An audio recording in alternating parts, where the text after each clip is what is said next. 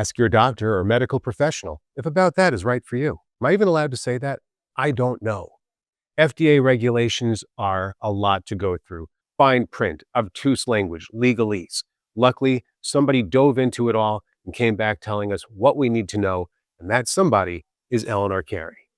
Eleanor is a key part of AMS's strategy, research, and planning team. She's also published a couple of articles recently about changes in pharmaceutical marketing regulations. Eleanor, thank you for coming by about that. Thank you for having me. Now, there have been a lot of changes going on, and they're in the articles that we've linked to. Before we even get into that, how did things look prior to this? Yeah, so to talk about the changes that have recently been happening, we need to go back to the late 90s when the FDA issued clearance for what we know now as direct to consumer advertising. And those advertising regulations were pretty much for traditional media types. So TV spots, print ads, full web pages, static web pages. And a lot's changed since the 90s. What those regulations looked like for the direct to consumer ads was the advertisements that we know with someone gardening or someone playing and hugging their grandchild with the music, and it's all uplifting, and then it's punctuated by heavy risks and disclaimers. So, like I said, a lot's changed, media types have changed, and regulation is kind of starting to catch up, but we're very far from those ads. And you're right, the media landscape of the 90s is unrecognizable when you compare it to where we are today. So things definitely did need to change. What are some specific things that did change? Yeah, so on September 9th of 2025, the White House issued a memo, and essentially right now pharma marketing is coming to a head.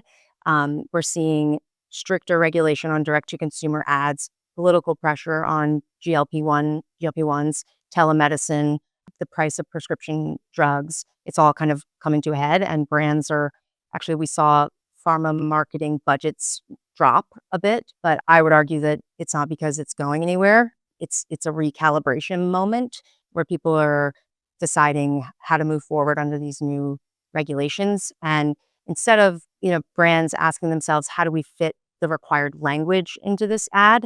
Regulators and frankly, the public is asking, is the communication from this pharma brand genuinely clear, balanced, and helpful? In the world right now with like algorithmic targeting and bidding on keywords, what does that look like? Why am I getting served the ad and not my peer? There's no like required language or anything in the copy that's a lot more nuanced on the channels like influencer marketing and short form video and keyword bidding. So stricter scrutiny. So given this recalibration and the stricter scrutiny and all the new rules, how can pharmaceutical marketers adhere to those rules, work within those guardrails, and still have an effective campaign? Yeah, so it's easy to view regulations as a constraint on what your work, but I would argue it's an opportunity for marketers. I think three things to do. First is to design for transparency and not compliance. So don't be reactive to these new regulations, but be proactive. Display clearly the key benefits and risks, central next to each other, equal size on your website. Do modules of like patient health information. They can fill out forms. And that leads me to the secondly, redefine what success looks like. So in addition to reach and traffic to your website, success could look like, does a patient fill out the risk form? Does that risk form fill out lead to a patient then being well informed and reaching out to schedule an appointment with their clinician? And thirdly, run a 90-day test and learn sprint, shift some of the traditional TV dollars, or evaluate where you can in your budget and shift some dollars into measurable CTV and digital video, test out creative, test essentially imagine what it could be like in the future and prepare in the now. And that could be, a huge differentiator for brands if and when stricter regulation comes. And the most recent article that's published in Pharma Forum called Pharma's Search Loophole is a preview of what comes next. A great article. It covers a lot, so I encourage everybody to read it. It's linked here. But what are some of the I'll let you explain. They're using search as a loophole. Yes. Yes, and by loophole, I don't mean that as like, slap them on the wrist or anything. It's a loophole without any judgment, it's just that FDA regulation hasn't caught up to modern ad channels. So the research is extensive. It's very interesting. We'll link it in the article, like Carl said. But yeah, brands can essentially bid on keywords that are not for their FDA approved use for their drug. And because they're not making a claim, for example, Ozempic can bid on weight loss and bid on weight loss competitor brands.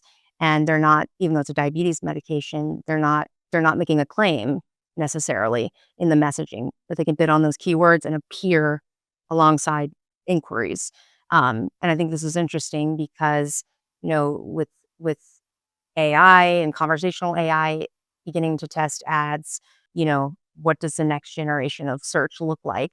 And I believe it's going to shift targeting, and how brands target can accomplish what messaging can't. So even if they can't appear, even though certain brands can't appear in certain conversations traditionally in like the messaging sense, there are ways to target intent-based targeting when consumers are, very engaged and they can appear alongside it. So I think it's very interesting, and I'm curious what that looks like as new ad channels continue to monetize. You got to kind of admire it. I mean, Yeah, every time there's a new rule, hey, hats off. somebody, Yeah, absolutely. respect. Well, thank you, Eleanor Carey, for being here today Thank you. about that. And thank you guys for watching. We'll see you next time.